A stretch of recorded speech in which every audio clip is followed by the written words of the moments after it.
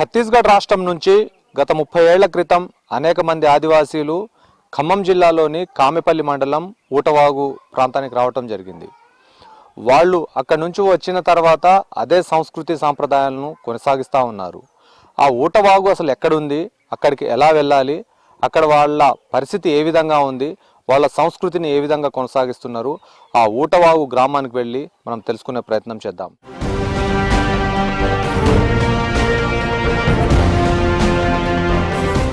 ఈ ఊటవాగు ఏదైతే ఉందో ఇక్కడ దాదాపుగా 100 నుంచి 120 మంది నివాసం ఉంటున్నారు. ఇప్పుడు నేను ఏదైతే చెట్టు కింద నిలబడి ఉన్నానో ఇది చింత చెట్టు. ఇక్కడ 2 చింత చెట్లు ఉన్నాయి. ఈ చింత చెట్ల ప్రత్యేకత ఏంటంటే ఇక్కడున్న 120 మంది కూడా ఖచ్చితంగా ప్రతిరోజు ఇక్కడికి వచ్చి ఉదయం సాయంత్రం ఇక్కడే కూర్చొని ఇక్కడే మాట్లాడుకుంటారు. వాళ్ళకి సంబంధించిన కష్టాలు నష్టాలు లాభాలు, వాళ్ళ వ్యాపారాలు, వాళ్ళ ఆహారం సంబంధించి, లేకపోతే వాళ్ళకి సంబంధించిన పెళ్ళిళ్ళు పేరంటాలు ఏదున్నా కానీ ఈ చెట్టు కిందే ఉండి మాట్లాడుకుంటారు. మహిళలు పురుషులు, ఒకవైపు మహిళలు ఒకవైపు పురుషులు కూర్చుంటారు. వీళ్ళ మధ్యలోనే వీళ్ళు ఎదురుగున్న ఖాళీ ప్రదేశంలో వాళ్ళ పిల్లలు ఆడుకుంటుంటే వీళ్ళు మాట్లాడుకుంటూ ఉంటారు. ఇక్కడ ఎన్నింటికి కూర్చుంటారు? ఉదయం 10ంటికి కూర్చొని ఏం మాట్లాడుకుంటారు?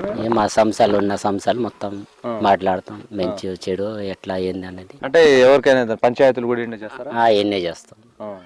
ఏం పంచాయతీలు చేస్తారు? ఎక్కువ ఏం పంచాయతీలు? పంచాయతీలు అట్లే ఇంకా ఒక్కొక్క ఇట్లా గొడవ ఏదో అయితే అట్లా గొడవలు అవన్నీ కూడా అయితే మొగడు పిల్లల గొడవల సంస్థలు మాట్లాడేది. ఏదైనా చిన్న చిన్న ఫంక్షన్లను కూడా ఎన్నే ఫంక్షన్ కూడా ఇక్కడ చేస్తారా? ఎన్నే అందరిది ఇళ్లలో చేసుకోము. ఎవరు వచ్చినా చుట్టాల బంధువులు వచ్చినా ఎన్నే కూర్చోబెడతాం. ఇక్కడ ఇవ్వండి తిని చుట్టాల బంధువులు వచ్చిన వాళ్ళు కూడా ఎన్నే కూర్చోబెడతాం, ఇళ్ళలు కాదు. సంవత్సరాల నుంచి కూర్చుంటున్నావు ఈ చెట్టు కింద? 40 సంవత్సరాల నుండి కూర్చుంటాను. ఇదే చెట్టు కింద కూర్చుంటున్నావు? ఇక్కడే సార్. పెళ్ళైందా నీకు? అయింది సార్. ఎంతమంది పిల్లలు? 3. ఏం చేస్తున్నారు వాళ్ళు? నువ్వేం చేస్తావు? కూలి పనులు చేస్తున్నా సార్. ఏం ఫోన్ అది? ఇది రెడ్మీ సార్. రెడ్మీ. ఎంత కొన్నావు? 10.5 సార్. 10.5 అంటే 10,500. 10,500. వాట్సాప్ ఉందా దాంట్లో? ఉన్నది సార్. వాట్సాప్ ఎవరికి చేస్తావా? ఎవరికి మా వాళ్ళకి చేస్తాను సార్. కేవలం వాళ్ళు ఫోన్లకే పరిమితం కాకుండా అందరూ కలిసికట్టుగా ఒక చోట కూర్చొని మాట్లాడుకుంటే ఒక పండగ వాతావరణం లాంటిది ప్రతిరోజు వాళ్ళ ఇళ్లలో ఉంటుంది.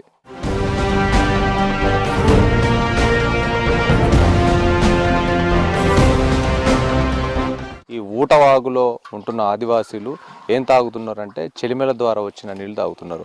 ఆ చెలిమెల ద్వారా వచ్చే నీళ్ళని వాళ్ళు అంత దూరం నుంచి అడవి మార్గం గుండా లోపలికి వచ్చి ఎగువన కొండల ప్రాంతం నుంచి ఎక్కడి నుంచి వర్షం వస్తుందో లేకపోతే ఆ నీరు ఎక్కడి నుంచి వస్తుందో తెలియదు.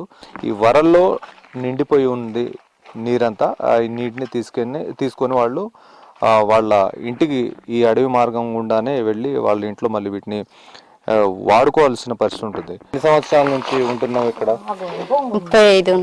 35 సంవత్సరాలు. ఈ నీళ్ళని తీసుకెళ్లటం కోసం ఉదయం ఎన్నింటికి అక్కడ నుంచి బయలుదేరుతారు? ఎంత నీళ్లు తీసుకెళ్తారు? ఎంత మంది వస్తారు ఇక్కడికి? కోడుగు తప్పుడు లేచినప్పుడే వస్తుంది సార్. మా కష్టాలు వచ్చి నీళ్ళు తీసుకెళ్ళి అన్నం వండుకొని పోయేసరికి 10 అయింది 11 అయింది సార్. కూలికి పోవటానికి 4 పోవటానికి ఒక్కొక్క రోజు పోతాం, ఒక్కొక్క రోజు పోము. కూలికి గుంత టైం అయిపోతాయి. ఇవి ఇట్ట నీళ్ళు ఇంత దూరాన్ని తీసుకెళ్ళాం. మళ్ళీ వచ్చి నైట్ పూట మళ్ళీ 8-9 గంటలకు మళ్ళీ తీసుకెళ్తాం సార్. ఆ కష్టాలకి ఫలితం ఎవరన్నా వచ్చినా ఏమన్నా బోరింగ్ ఇచ్చేటట్టు ఏదో మాకు ఇది అది చేసేటట్టు ఎవరన్నా వస్తారు, రాజకీయ నాయకులు వచ్చి ఏదో ఒకటి చెప్తారు, ఏదో ఒకటి చేసిస్తారని ఆశపడ్డాం సార్. ఎవరు కానీ వస్తాండ్రు పోతాండ్రు కానీ ఏదైతే మాకు చేసి అట్లేదు సార్. ఇటు ఉంది మన పరిస్థితి. వేళల్లో మరి కొంత బాగా దట్టమైన అడవిలాగా ఉంది కదా, ఈ అడవి నుంచి మీరు లోపలికి వచ్చేటప్పుడు ఏమైనా పురుగు లేకపోతే పాములు, క్రూర మృగాలు చుట్టూ అడవే ఉంది, మరి అవి ఏమైనా ఎప్పుడైనా ఎదురయ్యాయా? అవుతాయి సార్, ఎదురవుతాయి. అట్నే చీకట్లో తిరిగేటోళ్ళం సార్. కూరగాయలు పట్టుకొని దీపాలను పెట్టుకొని తిరిగేటోళ్ళం. అంతలో ఈ కారపల్లి ఎస్ఐ గారు రామారావు అని లైట్లు ఇచ్చారు మాకు.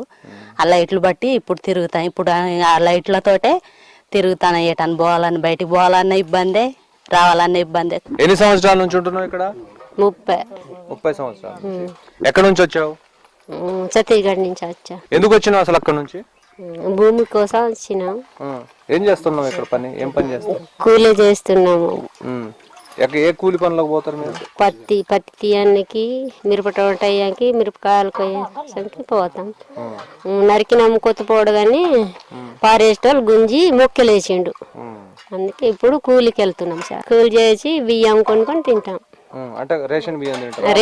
రేషన్ బియ్యమే. ఏం చదువుకున్నావు నువ్వు? చదువుకోలేదు సార్. ఏం పనికి వెళ్తావు నువ్వు రోజు? కూలికి వెళ్తా సార్. తీయడానికి మాకు ఇదే కష్టం సార్. మాకు నీళ్ళు దొరకదు. రాత్రి వచ్చి తీసుకెళ్తాం సార్ నీళ్ళు. సరే, వర్షాకాలం వేరే కాలాల్లో అంటే చలికాలంలో కూడా కొంత నీరు ఉండే అవకాశం ఉంది, కానీ ఎండాకాలం ఎట్లా? ఎండాకాలం కూడా ఇదే తాగుతాం సార్. ఎండాకాలంలో అసలు నీళ్లు ఉండవు కదా, భూమిలో నీళ్ళన్నీ అడుగంటిపోతాయి కదా. ఆ బిందులో నీళ్ళు ఉంటే సరే తీసుకుంటాం సార్ అందరు. దీని ద్వారానే ఎక్కువగా వాటర్, కలుషితమైన వాటర్ తాగటం వల్లనే ఆదివాసీలకు ఎక్కువగా రోగాలు వస్తున్నాయి అన్నట్టుగా తెలుస్తూ ఉంది. అనేక సర్వేలు కూడా చెప్తా ఉన్నాయి. ఏదేమైనా కానీ ప్రభుత్వం చొరవ తీసుకొని వీళ్లకు నీళ్ళ లాంటి సౌకర్యం కల్పించాలని చెప్పేసి ఆదివాసీ మహిళలు కోరుతా ఉన్నారు.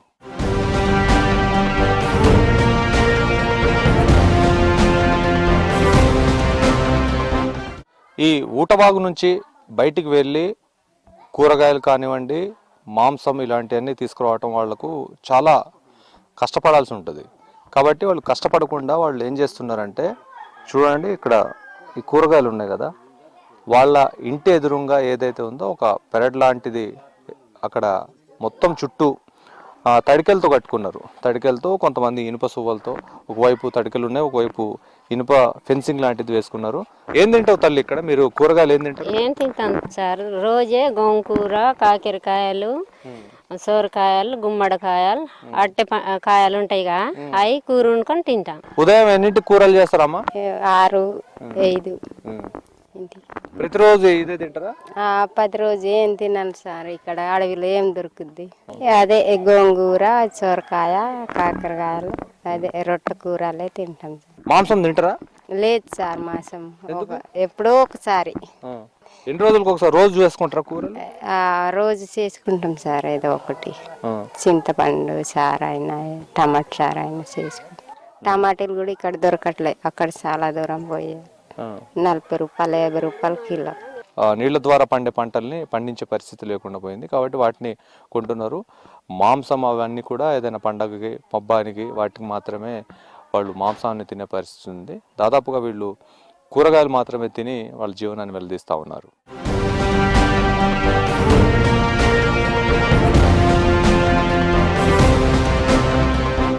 తెల్లారగానే వీళ్ళకు జీవనోపాధి ఏంటంటే, వీళ్ళు ఇక్కడ నుంచి వీళ్ళ దగ్గర ఉన్న మేకలను, పశువులను తీసుకొని అటవీ ప్రాంతానికి వెళ్తారు. వాటిని మేపుకొని వచ్చిన తర్వాత మహిళలందరూ ఇక్కడ వీటిని ఊడ్చుకోవటం, శుభ్రం చేసుకోవటం లాంటి పని చేస్తారు. మళ్ళీ ఆ పశువులు వచ్చే సమయానికి వాటిని ఇక్కడ క్లీన్గా, ఆ పాకను మొత్తం క్లీన్గా ఉంచడం కోసం మహిళలందరూ కష్టపడతారు. ఇక్కడ ఇంకో విషయం స్పెసిఫిక్గా చెప్పాలి ఏంటంటే, ఇదంతా రాళ్ళకు సంబంధించిన గుట్ట.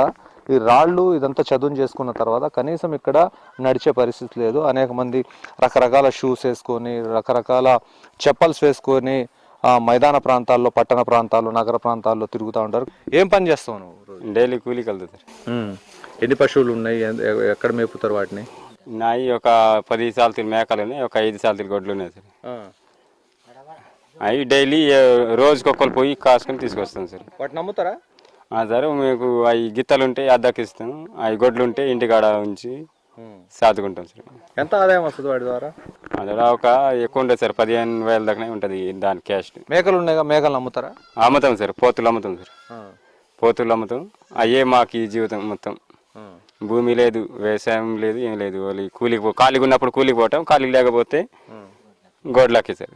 పాలు అవన్నీ మరి పాలు పిండట్లేదు సార్. వాటికి పాలు పిండాలంటే అడవిలో మేత పుల్లు ఉంటేనే, ఇంటికాడ గడ్డి గిడ్డి ఏమైనా ఉంటేనే పాలు ఎక్కువ వస్తుంది. అందువల్ల పాలు పిండట్లే వాళ్ళు సాదుకోవటం.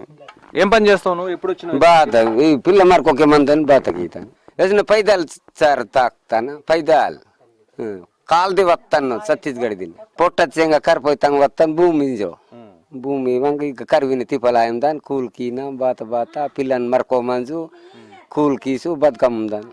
వీళ్ళకి కొంత అవకాశాలు కల్పించినట్లయితే, ఇక్కడ బోర్ లాంటివి వేసినట్లయితే బాగుంటుందని చెప్పేసి వాళ్ళు కోరుకుంటున్న పరిస్థితి ఉంది.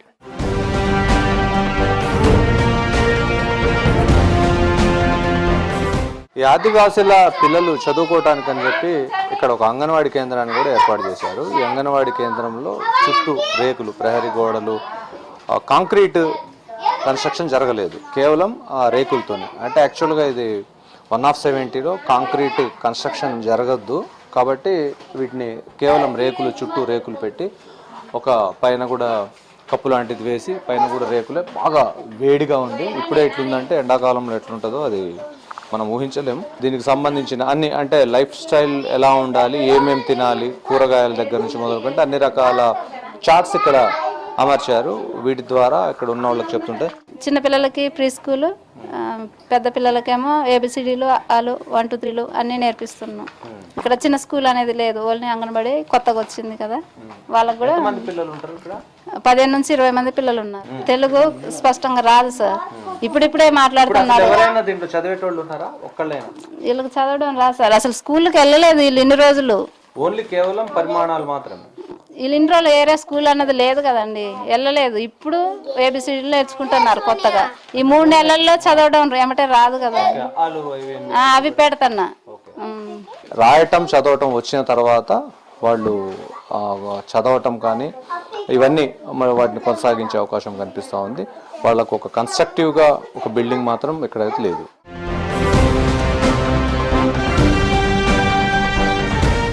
ఇక్కడ వీళ్ళు ఇంకొక ఆదాయ మార్గాన్ని కూడా ఏర్పాటు చేసుకున్నారు. వీళ్ళకి ఏదైతే పశువులు ఉన్నాయో ఆ పశువులకు సంబంధించిన వ్యర్థం పెంట ఏదైతే ఉందో ఆ పెంట మొత్తం ఇట్లా ఒకవైపు మొత్తం వాటిని ఒక చోట వేసుకున్న తర్వాత ఆ పెంటను కూడా ఇక్కడ వాళ్ళు అమ్మి ఆ డబ్బు సంపాదిస్తూ ఉన్నారు. ఎవరైతే రైతులు ఉన్నారో ఆ పెంట మొత్తం ఎత్తి ఆ పెంట కుప్ప మీద పోసుకొని వాటిని ఒక సంవత్సరానిక లేకపోతే ఎప్పుడు సీజన్లో వాళ్ళు అమ్ముతారు. ఇప్పుడు ఇక్కడ ఉన్న రైతు అంటే ఇక్కడ ఆదివాసీ రైతుతోనే తనతో మాట్లాడదాం. ఈ పెంటను ఏం చేస్తారు? అమ్ముతాం సార్. ఎంతకు అమ్ముతారు? టేర్ లెక్క. ట్రాక్టర్ ఎంత? 500. 500? ఇంత పెంట 500? ఎన్ని ట్రక్కులు అవుతుంది ఇది? 10 తక్కువ అవుతాయి సార్. ఎన్ని సంవత్సరాలు పడుతుంది ఇదంతా కావాలట? 1 సంవత్సరం పడుతుంది. 1 సంవత్సరానికి 10 ట్రక్కులు అంటే ఒక 5,000 వస్తాయా? జిల్లాలో ఓటర్లుగా మాత్రమే ఉన్నారు, కానీ వారి జీవితాల్లో ఎటువంటి పురోగతి సాధించకుండా అనేక రకాలుగా ఇబ్బందులు పడుతున్నారు. ఇప్పటికైనా సరే సర్కార్ చొరవ తీసుకొని ఈ ఆదివాసీల జీవితాల్లో వెలుగులు నింపాలని చెప్పేసి ఆదివాసీ సంఘాలు, ఆదివాసీలు కోరుతా ఉన్నారు. వీడియో జర్నలిస్ట్ అర్షద్తో ఖదీర్, V6 న్యూస్, ఊటవాగు.